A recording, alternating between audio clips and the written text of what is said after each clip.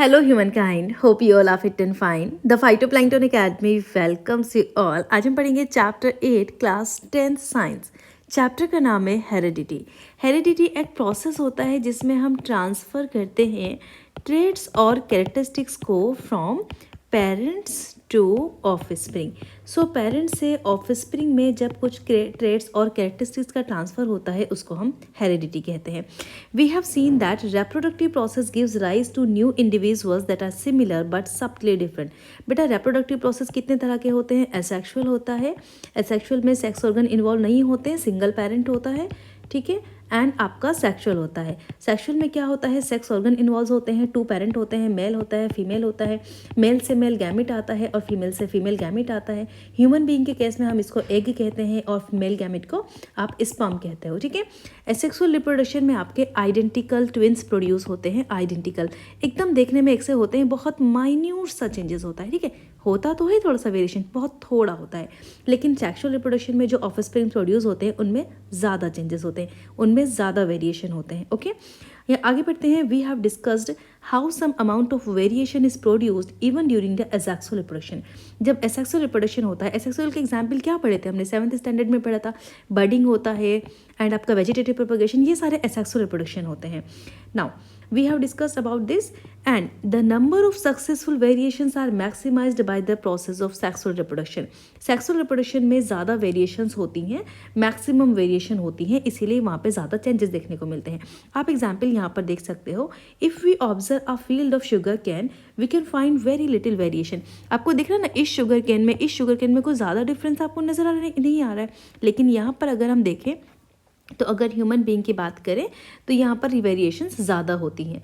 Which reproduce sexually quite distinct variations are visible among the different individuals. So जो ज़्यादातर animals होते हैं, human beings होते हैं, उनके जो ऑफस्प्रिंग्स होते हैं जो सेक्सुअली रिप्रोड्यूस होते हैं उनमें क्वाइट डिस्टिंक्ट होते हैं, वो अपने पेरेंट्स से अलग होते हैं. देखने में कुछ सिमिलरिटी होती हैं लेकिन मेजॉरिटी डिफरेंस आपको देखने को मिलेंगे. In this chapter we shall be studying the mechanisms of these variations created and inherited. किस तरीके से क्रिएट होते हैं और कैसे ट्रांसफ़र होते हैं.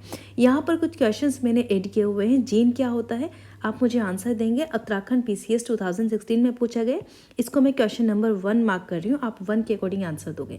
Who discover DNA. DNA को किसके ने डिस्कवर किया? इसका आंसर E है, नन ऑफ द अबव. तो इनमें से कोई भी वो पर्सन नहीं है जिन्होंने DNA को डिस्कवर किया है. तो DNA को किसने डिस्कवर किया ये आप मुझे बताएंगे.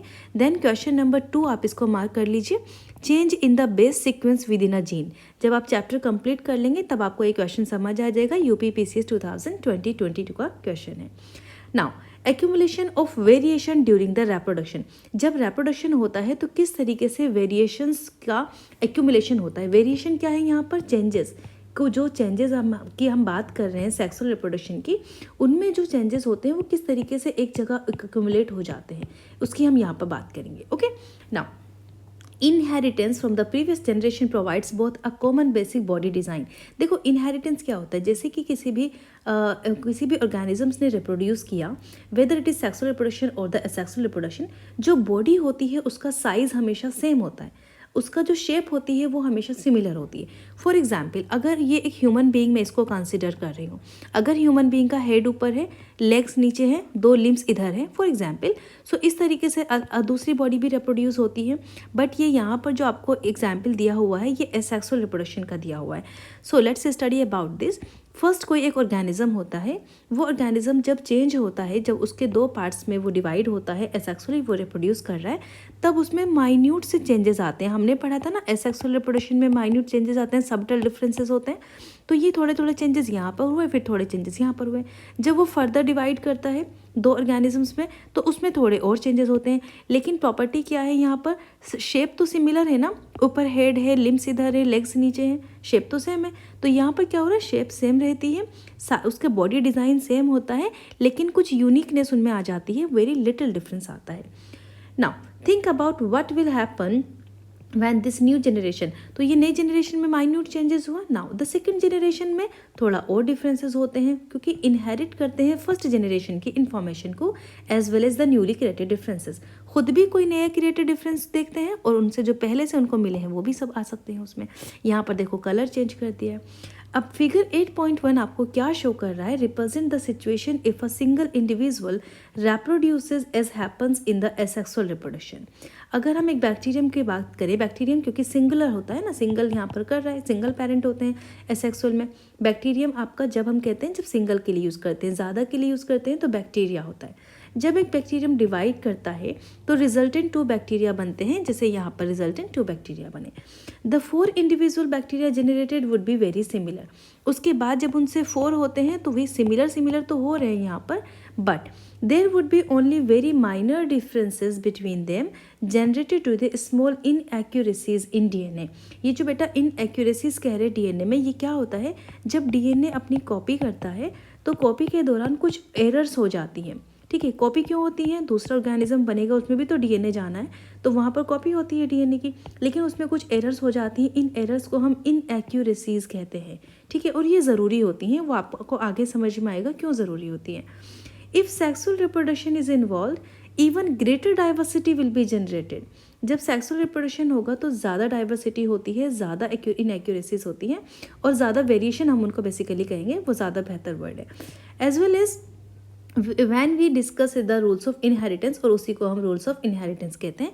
इसको यहाँ पर पढ़ लेते हैं। फिगर 8.1 में क्या लिखा हुआ है, creation of diversity, diversity means changes over succeeding generation. जो जनरेशन टू जनरेशन आपको कोई ऑफस्प्रिंग्स प्रोड्यूस हो रहा है तो वो सक्सेस क्यों हो पाती है।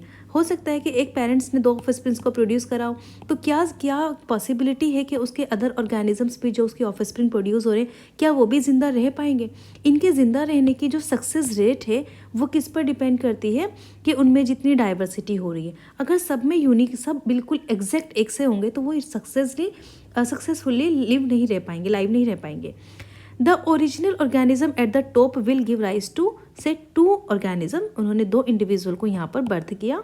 उसके बाद बॉडी डिज़ाइन सेम है, सबटल डिफरेंसेस है।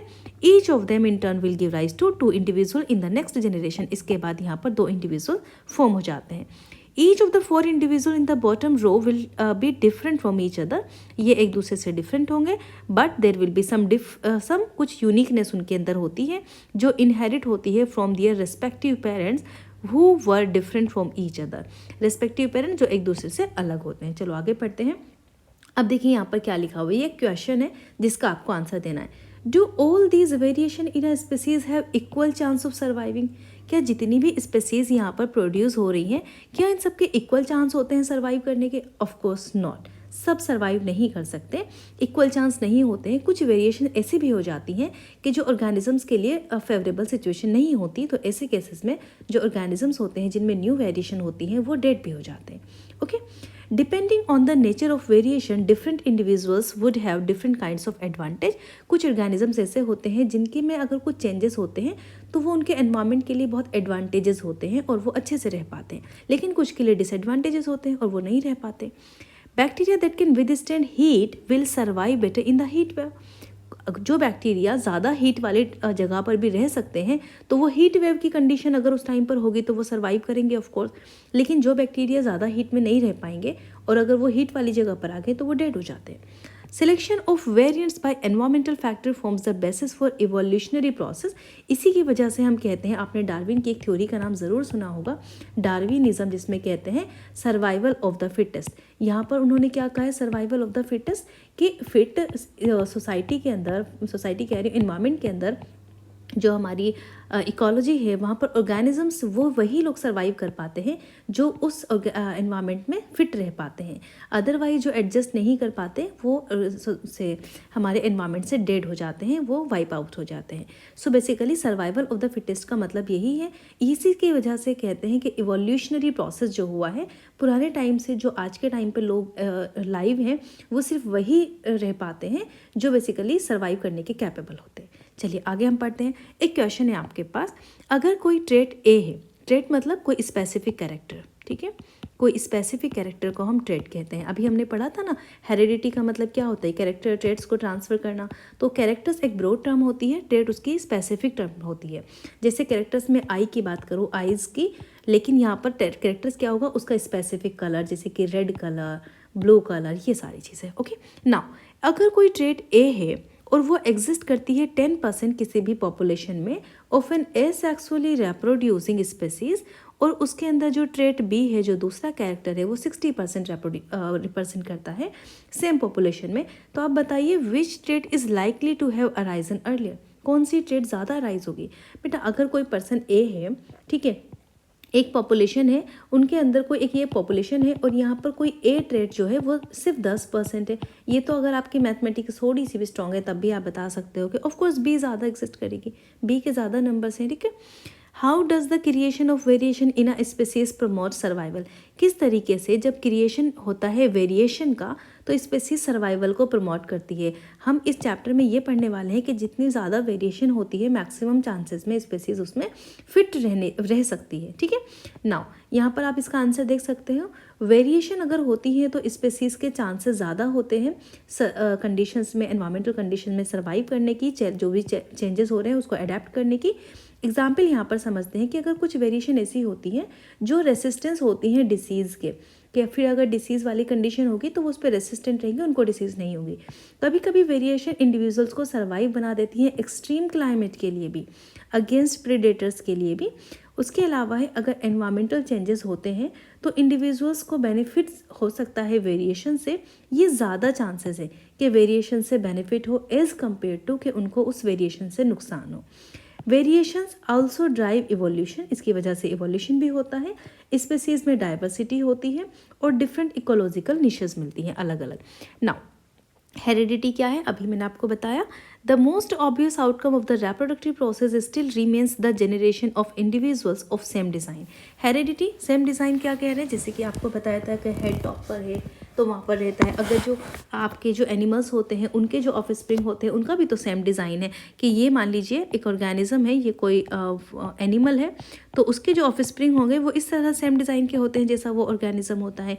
अगर ह्यूमन बीइंग के ऑफस्प्रिंग होंगे तो वो अपने उस डिज़ाइन के होते हैं, ठीक है। मेरी ड्राइंग पे मत जाइएगा। Now the rules of heredity determines the process by which traits and characteristics are reliably inherited. इसके जो रूल्स हैं, हम यहाँ पर 3 रूल्स की बात करने वाले हैं, मैं आपको लो बता देती हूँ। लॉ ऑफ डोमिनेंस, ओके, वैसे ये आपके चैप्टर में नहीं है बट आप इनको लिख लीजिए। लॉ ऑफ डोमिनेंस, एक होता है लॉ ऑफ सेग्रीगेशन, ये मैंडल्स के लॉ है, law of segregation, and last one is the law of independent assortment, okay. ये जो लॉज हैं ये डिटरमाइन करते हैं आपके हेरिडिटी को। नाउ इनहेरिटेड ट्रेट्स, अभी मैंने आपको बताया ट्रेट क्या है, एक स्पेसिफिक इंफॉर्मेशन, स्पेसिफिक कैरेक्टर। अब ये किस तरीके से इनहेरिट होता है, इनहेरिट मतलब आपके पेरेंट्स से आपके बच्चों में, ऑफस्प्रिंग्स में आ रहा है, तो कैसे होगा इनहेरिटेड ट्रेट्स, चलो पढ़ते हैं। What exactly do we mean by similarities and differences. Similarities और डिफरेंसेस क्या होते हैं, जैसे कोई भी ऑफस्प्रिंग प्रोड्यूस होते हैं तो उनमें कुछ सिमिलैरिटीज़ होती हैं उनके पेरेंट्स जैसी, ठीक है। वो सिमिलैरिटीज़ कुछ भी हो सकती हैं, कुछ स्पेसिफिक ट्रेट हो सकते हैं, लेकिन मेजोरिटी आपको डिफरेंसेस देखने को मिलेंगे। We know that a child bears all the basic feature of a human being. जो बच्चे, अगर हम ह्यूमन बींग्स की बात करें तो सारे के सारे जो बच्चे होते हैं वो इसी तरीके से होते हैं ना, बॉडी डिज़ाइन यही होता है कि ऊपर हेड लिम्स होते हैं, यहाँ पर ये हेड होता है, ये फीट होते हैं, यही होता है ना बॉडी डिज़ाइन सभी ह्यूमन बींग का। It does not look exactly like it's parent, लेकिन एग्जैक्टली तो अपने पेरेंट्स जैसे नहीं दिखेंगे। ह्यूमन की जो पॉपुलेशन है उसमें ग्रेट डील ऑफ वेरिएशन आपको देखने को मिलेगी। सिर्फ इतनी सिमिलैरिटीज़ होती है कि अगर हम लोगों को हमारे रिलेटिव्स देख लें तो वो पहचान जाते हैं कि आप फला के बेटे हैं, तो उससे क्या होता है, एक आइडिया हो जाता है कि ये उनके बेटे हैं, एक अंदाज़ा हो जाता है कि ठीक है, क्योंकि हम कुछ अपने पेरेंट्स से मिलते हैं, वो हमारी सिमिलैरिटीज़ हैं, लेकिन मेजॉरिटी डिफरेंसेस होते हैं। अब 8.1 एक्टिविटी में आपको कुछ ऑब्जर्व करना है, इसको हम ईयर लॉब कहते हैं। यहाँ पर कुछ लोगों के ईयर लॉब यहाँ पर फ्यूज़ होते हैं और कुछ के ये फ्री होते हैं, ठीक है। अब आपको क्या करना है, अलग अलग लोगों के क्लासेस में जाकर देखने हैं और उनके एक लिस्ट बना लेनी है। Rules for the inheritance of trait, Mendel's contribution. ये जो इनहेरिटेंस के रूल्स मैंने अभी ऊपर आपको लिखवाए हैं वो क्या है और मैंडल्स ने किस तरीके से कॉन्ट्रीब्यूट किया है। तो पहले सबसे पहले आपको ये पता होना चाहिए कि ग्रेगर जॉन मैंडल ये एक पर्सन थे सॉरी, इनको फादर ऑफ जेनेटिक्स भी कहा जाता है। इनका पूरा नाम है, आपका लिख लीजिए, ग्रेगर जॉन मैंडल। इनके बारे में वैसे आगे दिया हुआ है, मैं तभी आपको बता दूंगी। और इनको फादर ऑफ जेनेटिक्स भी कहा जाता है। इन्होंने पी प्लांट पर स्टडी की थी और पी का साइंटिफिक नेम होता है पाइसम सेटाइवा। जब भी हम साइंटिफिक नेम लिखते हैं हमें उसके नीचे अंडरलाइन करना होता है, और अगर आप इनको यहाँ पर कैपिटल लिखेंगे और ये स्मॉल लिखेंगे, ठीक है। अगर आप इनको टाइप करते हो तो इटैलिक्स में टाइप करते हो हमेशा। Okay, now the rules for the inheritance of such trait in human beings are related to the fact that both the father and the mother contribute practically equal amount of genetic material to the child। ये जो rules हैं inheritance के, ये इस basis पर है कि हम ये मानते हैं, एक फैक्ट को मानते हैं कि जो भी चाइल्ड प्रोड्यूस होता है उसके अंदर जो जेनेटिक मटेरियल होता है वो इक्वली कहाँ से आता है, इक्वली डिवाइड होता है फादर और मदर से। मदर और फादर इक्वली कंट्रीब्यूट करते हैं। This means that each trait, हर एक स्पेसिफिक इन्फॉर्मेशन जो हमारी बॉडी के अंदर होती है वो किससे इन्फ्लुएंस होती है, both the paternal and the maternal DNA. हमारे पास पापा के डीएनए भी होते हैं, मम्मा के डीएनए भी होते हैं। For each trait there will be 2 version, हर एक ट्रेट के लिए 2 वर्जन आपको मिलेंगे। व्हाट विल बी, वो 2 वर्जन क्या होते हैं, the trait seen in the child B, जो भी चाइल्ड के अंदर दिखते हैं, पेरेंट्स में मदर एंड फादर का मिक्सअप। अब मेंडल का अगर हम बॉक्स देखें, जो उन्होंने वर्कआउट किया कुछ मेन रूल्स को फाइंड आउट करने के लिए, जिनको इनहेरिटेंस के रूल्स कहते हैं, वो बहुत ज़्यादा इंटरेस्टिंग है। हम उनको एक्सपेरिमेंट के जरिए यहाँ पर समझेंगे। नाउ थोड़ा सा इनके बारे में पढ़ लेते हैं। ग्रेगर जॉन मेंडल, ये इनका लाइफ स्पेन रहा है 1822 से 1884। मेंडल एक एजुकेटेड थे मोनास्ट्री जहाँ पर कुछ जो मॉन्क्स होते हैं, जो नन्स होते हैं, वो वहाँ पर स्टडी करते हैं। बेसिकली उसके बाद वो साइंस की स्टडी और मैथमेटिक्स की स्टडी करने के लिए यूनिवर्सिटी ऑफ वेना गए।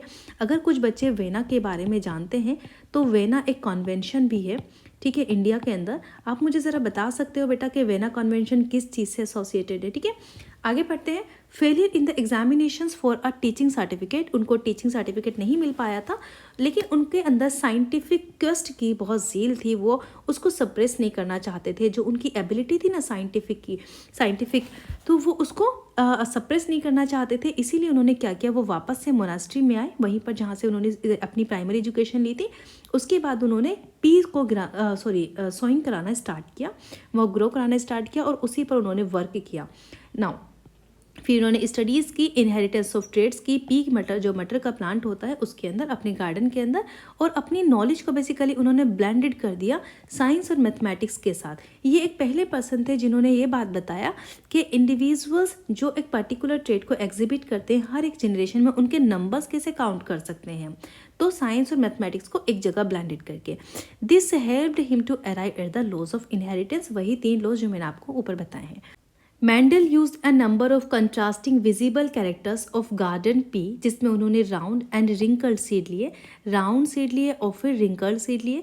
दूसरा कैरेक्टर लिया है टोल एंड शॉर्ट प्लांट का, बड़े बड़े प्लांट लिए, छोटे प्लांट लिए पी के। Then white and violet flower, यहाँ पर ये डिफरेंट कैरेक्टरिस्टिक लिए गए हैं। उसके बाद toll plant and short plant, ये जो इनकी जो प्रोजेनी प्रोड्यूस कराई, ये टॉल प्लांट के कैरेक्टर्स हैं, ये शॉर्ट प्लांट के क्रॉस किया, और उसके बाद इनकी जो प्रोजेनी प्रोड्यूस हुई। यहाँ पर आपको नो मीडियम हाइट प्लांट्स मिलेंगे, जितने थे फर्स्ट F1 जनरेशन में सारे प्लांट्स आपको टॉल प्लांट्स मिलेंगे। उसके बाद क्या होता है, नेक्स्ट जनरेशन में मेंडेलियन का एक्सपेरिमेंट। अच्छा, एक इंपॉर्टेंट चीज़, were the tall plants in the F1 generation exactly the same as the tall plants of the parent generation. ये जो पेरेंट जनरेशन के टॉल प्लांट है, क्या इनके एग्जैक्ट सेम होंगे ये वाले टॉल प्लांट? नहीं, यहाँ पर डिफरेंस होगा। इसीलिए आप अगर जीनोटाइप देखो तो कैपिटल टी और यहाँ पर कैपिटल टी स्मॉल टी, ये भी सभी टॉल है, लेकिन यहाँ पर आप ये देखोगे कि यहाँ पर जीनोटाइप अलग है, ठीक है। ये डिफरेंट होते हैं, डिफरेंसेस तो पहले से पढ़ते आ रहे ना। आगे पढ़ते हैं। उसके बाद यहाँ पर क्या हुआ था, सेल्फ पॉलिनेशन हुआ था। आगे अगर हम देखें the progeny of the parental plants, ये जो पेरेंटल प्लांट्स की प्रोजेनी है, पेरेंट तो ये वाले थे पेरेंट प्लांट, इनकी जो प्रोजेनी बनी, इसको मैं पी से रिप्रेजेंट कर रही हूँ, स्मॉल पी से। यहाँ पर अब हम क्या करेंगे, इनकी सेकेंड जनरेशन देखने वाले हैं। तो ये वाले प्लांट्स को हमने लिया, ठीक है, इनकी हमने सेकंड जनरेशन, इनको क्रॉस कराया, सेल्फ पॉलिनेशन यहाँ पर कराया। इनकी जो प्रोजेनी हमें मिली उसमें कुछ अलग रेशियो था। उसमें क्या रेशियो था, जो टॉल प्लांट्स थे उनका रेशियो 1 था, जो मीडियम प्लांट थे उनका रेशियो 2 था, और जो बिल्कुल शॉर्ट प्लांट थे उनका रेशियो 1 था। तो ये 1:2:1 आपको मिला। आप इसको यहाँ टेबल में भी देख सकते हो। ये कैपिटल टी स्मॉल टी, अगर आप क्रॉसिंग कराओगे तो टी, इनकी क्रॉसिंग कराओगे तो टी, इस तरीके से आपको मिलता है। 25% ये आपका कैपिटल है, एंड 25% आपका स्मॉल और ये मीडियम आपका 50% है। इसको आप जीनोटाइप कह रहे हो और इसको आप फिनोटाइप। फिनोटाइप मतलब आपका जो अपीयरेंस होती है, जो फिजिकल कैरेक्टर, जो बाहर की तरफ के कैरेक्टर्स होते हैं, उसको आप फिनोटाइप कहते हो। अगर आप चाहो बेटा तो आप इसकी डेफिनेशन भी लिख सकते हो। फिनोटाइप का मतलब होता है इस तरह का डिस्क्रिप्शन जो फिजिकल कैरेक्टरिस्टिक्स बताता है किसी भी ऑर्गेनिजम्स के। और जीनोटाइप क्या होती है? जीनोटाइप होती है जो उसकी जेनेटिक आइडेंटिटी है, जेनेटिक आइडेंटिटी, उसको हम जीनोटाइप कहते हैं। इसीलिए हमने अलग अलग 1:2:1 करके यहाँ पर दिखाया है। नाउ अब आगे आप पढ़ते हो 1/4 ऑफ देम शॉर्ट थे, 1/4 यानी कि 1/4। और उसके बाद only the tallness traits were expressed, जो ज़्यादातर इसमें ट्रेट एक्सप्रेस हो रहा था ना, वो टोल वाला एक्सप्रेस हो रहा था। इसीलिए हम कहेंगे कि जो टोल वाला आपका ट्रेट है वो डोमिनेंट ट्रेट है। ओके इस चीज़ से हमने फाइंड आउट किया कि टॉल वाला जो ट्रेट है दैट इज़ डोमिनेंट और जो शॉर्ट वाला ट्रेट है वो आपका रिसेसिव है। ये दो वर्ड आपको याद रखने हैं, रिसेसिव एंड डोमिनेंट। आगे अगर क्वेश्चन पढ़ें 8.3 में, अच्छा ये एक्टिविटी आपने कर ली। Now in the explanation both T and T, ये कैपिटल एंड स्मॉल, ये tall plants but only T was the short plant, सिर्फ छोटा वाला शॉर्ट प्लांट था। उसके बाद आप टी यहाँ पर एनफ होता है किसी भी प्लांट की कॉपी के लिए, हम बताने के लिए कि उसके अंदर जो डोमिनेंट ट्रेट है वो टी है। इसीलिए यहाँ पर डोमिनेंट ट्रेट टी होने की वजह से वो टोल आपके शो हो रहे हैं। हालांकि वहाँ पर टी स्मॉल टी भी है, उसके कैरेक्टर्स भी हैं, लेकिन जो कैपिटल टी है वो डोमिनेंट कर रहा है और डोमिनेंट कैरेक्टर्स होने की वजह से वो आपको उसमें शो हो रहा है। Now What happens when P plant showing 2 different characters? अगर P plants 2 डिफरेंट कैरेक्टर्स दिखाती rather than just 1, उसने तो एक दिखाया है, ऐसे केस में क्या होता ये आप बताएंगे। अच्छा इसको एक बार देख लेते हैं। ये एक अदर हमने दूसरा एग्जाम्पल लिया हुआ है। तो यहाँ पर पिंक कलर का फ्लावर लिया और पिंक कलर के फ्लावर को वाइट कलर के फ्लावर से क्रॉस कराया, क्रॉस फर्टिलाइजेशन हुआ। तो F1 जनरेशन में जो आपको फीचर्स मिल रहे हैं उस फीचर्स में सिर्फ पिंक आपको मिल रहा है। तो क्या आप मुझे बता सकते हो कि यहाँ पर कौन सा कैरेक्टर डोमिनेंट होगा? ऑफ कोर्स पिंक कलर यहाँ पर डोमिनेट कर रहा है। उसके बाद हमने उसका सेल्फ फर्टिलाइजेशन किया, तब आपको जो फिनोटाइप मिल रही है दैट इज़ 3:1। 3 जो आपके फिनोटाइप है ये 3 आपके सिमिलर हो रहे हैं और 1 आपका अलग है। तो इसीलिए आप ये रिसेसिव हो जाएगा एंड पिंक कलर आपका डोमिनेंट हो जाएगा। Now what do the progeny of a tall plant with a round seed and a short plant with a wrinkled seed look alike? अगर आप प्रोजेनी देखो टॉल प्लांट की और राउंड सीड की, तो टॉल प्लांट और राउंड सीड ये दोनों आपको क्या है? ये दोनों डोमिनेंट कैरेक्टर है। आपसे क्वेश्चन में पूछा जा सकता है कि डोमिनेंट कैरेक्टर्स कौन कौन से हैं? Tall plant and round seed. उसके अलावा जो शॉर्ट प्लांट और रिंकल्ड सीड है, शॉर्ट प्लांट को आप स्मॉल टी से रिप्रेजेंट करोगे, रिंकल सीड को आप स्मॉल डब्ल्यू से रिप्रेजेंट करोगे। ये आपके रिसेसिव कैरेक्टर्स हैं। Tallness and round seeds are dominant traits and rest of these are recessive traits. So a Mendelian experiment will find that some F2 progeny are tall plant. F2 second generation की progeny, second generation में जो tall plants थे वो round seed के थे, लेकिन कुछ short plant में रिंकल सीड आपको मिलते हैं। ठीक है, तो ये कौन सा कैरेक्टर्स हुआ? रिसेसिव हुआ। ये यहाँ पर आपको समझ में आ गया। सिंपल इस वाली चार्ट से आप समझ सकते हो। यहाँ पर हमने जो कैरेक्टर्स लिए हैं ये आपका कैपिटल R जो हम दिखा रहे हैं यहाँ पर, जिसका मतलब राउंड है, तो राउंड को कहा है कि डोमिनेंट है। तो ज़रा ध्यान रखना कि डोमिनेंट का क्या रिजल्ट आने वाला है। कैपिटल R से दिखाया। Y जो कैरेक्टर है स्मॉल y ये ग्रीन कलर है, तो ग्रीन कलर यहाँ पर रिसेसिव कलर है। ये बात आप मेरी लिख के रख लो ज़रा, रिसेसिव कलर है यहाँ पर ग्रीन। और जो येलो कलर है ये येलो आपका कौन सा है? डोमिनेंट कलर है। लेकिन ये जो रिंकल्ड हो रहे हैं ना सीड पर, ये रिंकल्ड वाला कैरेक्टर आपका रिसेसिव कैरेक्टर है। सबसे पहले ये दोनों बातें को नोट करो। अब हमने यहाँ पर क्रॉसिंग कराई है, तो F1 जनरेशन में हमें क्या मिलते हैं? हमेशा डोमिनेंट कैरेक्टर मिलते हैं। तो capital R and capital Y आपको डोमिनेंट कैरेक्टर मिले। ये देखो शेप इसकी कैसी है? डोमिनेंट कैरेक्टर वाली राउंड शेप है ना, जो आपका सीड बनकर आया है राउंड शेप है, डोमिनेंट है। कलर कैसा है इसका? येलो कलर है। येलो कलर कौन सा था? डोमिनेंट कलर था। तो F1 जनरेशन में दोनों आपको डोमिनेंट एलील्स मिल गए। अब इनकी हम कराते हैं सेल्फ पॉलिनेशन। तो ये आपने कराया सेल्फ पॉलिनेशन। आप इसका RY जो कैपिटल है, दोनों कैरेक्टर यहाँ रखोगे, स्मॉल यहाँ रखोगे। ये हमने दोनों एलील्स स्मॉल रखे हैं, कलर भी और आपके कैरेक्टर भी। इन दोनों को फिर आपने चारों को इधर कराया, इनकी आप क्रॉस मल्टीप्लाई करो इस तरीके से, तो आपको रिजल्ट मिलेंगे। जब आपको रिजल्ट मिलेंगे तो यहाँ पर आपकी फिनोटाइप हो जाएगी जीनोटाइप 9:3:3:1। ये आपके जीनोटाइप है 9:3:3:1। और यहाँ पर आपको टोटल सीड्स की जो है ये 16 है। जब मेंडल ने ये एक्सपेरिमेंट किया था तो उसने 556 सीड लिए थे, जिसमें उसको 315 राउंड 108 मिले थे। लेकिन इन सब को याद करने की ज़रूरत नहीं है, आपके एग्जाम में नहीं पूछा जाएगा। एग्जाम में जो आपका पूछा जाता है कि F2 जनरेशन में क्या रेशियो रहा, तो 9:3:3:1, और ये आपको टेबल बनानी आनी चाहिए, ये बिल्कुल भी डिफिकल्ट नहीं है। इन कैरेक्टर्स को जब आप क्रॉस मल्टीप्लाई करोगे तो capital R capital Y capital R small y और यहाँ पर कैपिटल R कैपिटल Y, इन दोनों की मल्टीप्लाई करके ये यहाँ पर आपको आंसर लाना है। इसमें कुछ भी डिफिकल्ट नहीं है, एक बार ट्राई करोगे आ जाएगा। आगे चलते हैं। अब ये ऑर्गेनिजम्स में जो ट्रेड्स हैं ये एक्सप्रेस कैसे होते हैं, बाहर कैसे दिखते हैं, ये जैसे मैंने आपको दिखाया ना, ये बाहर शो कैसे हो रहे हैं। Now cellular, how does mechanisms of the heredity work. तो जो हमारा सेलुलर डीएनए होता है उसके अंदर इंफॉर्मेशन होती है और उससे प्रोटीन फॉर्म होती है, ठीक है। एक section of DNA that provides information, जो फॉर वन प्रोटीन, उसको हम क्या कहते हैं, उसको जीन कहते हैं। क्या मुझे कोई बता सकता है कि जीन जो टर्म है ये कब और किसने ईजाद की है, ठीक है। How do protein control the characteristics that we discussed here. अब प्रोटीन कैसे इन कैरेक्टर्स को कंट्रोल करती है, इसको पढ़ते हैं। टोलनेस एक कैरेक्टरिस्टिक्स है, ये बात आपको समझ में आ गई। हम जानते हैं कि प्लांट्स के अंदर हॉर्मोन्स होते हैं और वो उसकी ग्रोथ को ट्रिगर करते हैं। अगर हॉर्मोन्स ज़्यादा होंगे तो ग्रोथ ज़्यादा होगी, हॉर्मोन्स कम होंगे तो ग्रोथ कम होगी। ये प्लांट्स में नहीं, ये ह्यूमन बींग्स में भी ये केस होता है। प्लांट्स हाइट कैन दस depends on the amount of a particular plant hormone. एक पर्टिकुलर हार्मोन पर डिपेंड करती है। The amount of the plant hormone made will depends on the efficiency. अब ये किस चीज़ पर डिपेंड करेगी कि कितनी उस प्लांट की एफिशिएंसी है उस हार्मोन को प्रोड्यूस करने की। अगर हम किसी एक एंजाइम को कंसीडर करें तो यहाँ पर अगर उस एंजाइम की एफिशिएंसी कम है तो वो ड्वार्फ प्लांट को प्रोड्यूस करेगी, शॉर्ट प्लांट को। लेकिन अगर ज़्यादा एफिशिएंसी है, लॉट ऑफ हार्मोन प्रोड्यूस हो रहा है, तो ऐसे केस में टॉल प्लांट प्रोड्यूस होगा। जाहिर है कि अगर ग्रोथ हार्मोन ज़्यादा हो रहे हैं तो ज़्यादा प्लांट, बड़ा प्लांट प्रोड्यूस होगा। If the gene for the enzyme has an alteration, अगर जीन जो है, जो एंजाइम का जो जीन है वो ऑल्ट्रेशन कर दे थोड़ा सा, तो एंजाइम लेस एफिशिएंट हो जाएगा और ऐसे केस में लेस हार्मोन प्रोड्यूस होंगे, प्लांट आपका शॉर्ट हो जाएगा। तो ये जीन जो है ना, यही सब कुछ कंट्रोल करते हैं, यही कैरेक्टरिस्टिक्स को कंट्रोल करते हैं, हमारी जो ट्रेड्स होती हैं, स्पेसिफिक फीचर्स होते हैं, उनको कंट्रोल करते हैं। If the interpretation of Mendelian experiment, अगर हम मेंडल के जो एक्सपेरिमेंट उसने किए हैं उनकी जो हम यहाँ पर इंटरप्रिटेशन कर रहे हैं, अगर हम सही कर पा रहे हैं तो हमने ये माना हुआ है कि जो बोथ पेरेंट्स होते हैं हमारे, वो इक्वली कंट्रीब्यूट करते हैं हमारे डीएनए की प्रोजेनी में during the sexual reproduction. But we have discussed this issue in the previous chapter also. If both parents can help determine the trait in the progeny, both parents must be contributing a copy of same gene.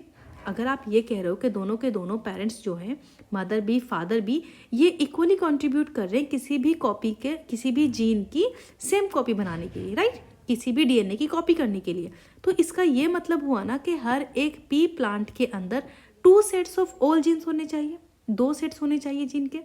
One कौन सा होना चाहिए, जो inherit हो रहा है from each parent, एक mother से एक फादर से। बट इस मैकेनिज्म्स के लिए हर एक germ cell must have only 1 gene set. हर एक जर्म सेल के पास सिर्फ एक जीन सेट होगा। क्या आप मेरी बात समझ पा रहे हो? फॉर एग्जाम्पल, ये मदर है, ये फादर है। हम अभी तक ये मानते आ रहे हैं, जैसे मेंडल ने हमें शुरुआत में बताया था कि हर एक पेरेंट्स इक्वली कंट्रीब्यूट करते हैं। तो यहाँ पर मदर की जो जीन, जो गैमेट है, ये मान लीजिए मदर का जो एग सेल है उसका जो जीन है, और जो फादर का स्पर्म है उसका जो सेल है, मैं ह्यूमन बींग्स की बात कर रही हूँ, उसका जो आपका जेनेटिक कैरेक्टर्स है, इन दोनों का अलग अलग सेट हमें मिलना चाहिए। यही तो हमने कंसीडर किया है। But how do germ cell make a single set of gene, लेकिन कुछ ऑर्गेनिजम्स ऐसे होते हैं जिनमें सिंगल सेट ऑफ जीन मिलता है and the normal 2 copies of the all other cells in the body have. So ऐसा कैसे पॉसिबल होता है? If the progeny plant inherited a single whole gene set from each parent, then experiment explained in the figure 8.5 can not work. अगर इस तरह की condition होती है तो ये वाला एक्सपेरिमेंट तो काम ही नहीं करेगा। बट ऐसा क्यों होता है? बिकॉज 2 कैरेक्टरिस्टिक्स जो कैपिटल R है एंड स्मॉल y है, ये एक दूसरे से लिंक्ड होते हैं and can not be independently inherited. Independently inherited नहीं होते।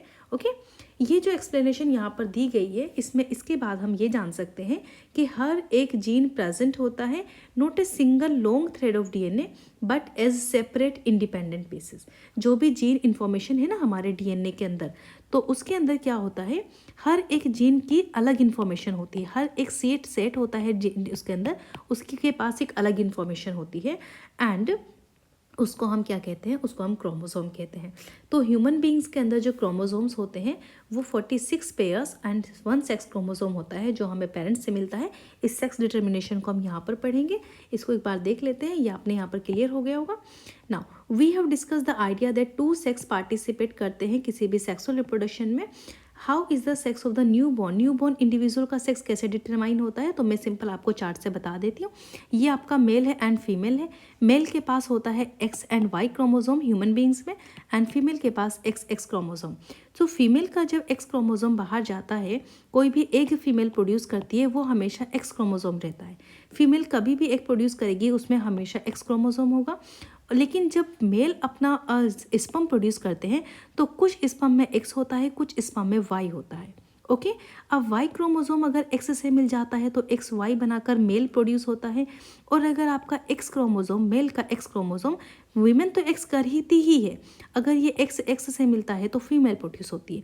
तो बच्चे का क्या जेंडर है, बच्चे का क्या सेक्स है, मेल है या फीमेल है, ये मदर डिटरमाइन नहीं करती, ये फादर डिटरमाइन करते हैं। अगर फादर वाई क्रोमोसोम देते हैं तो मेल प्रोड्यूस होते हैं, अगर फादर एक्स क्रोमोसोम देते हैं तो फीमेल प्रोड्यूस होते हैं। ओके, देखो कुछ ऑर्गेनिजम्स ऐसे होते हैं जो अपना सेक्स चेंज कर लेते हैं, और इस फिनोमिना को हम क्या कहते हैं, सिक्वेंशियल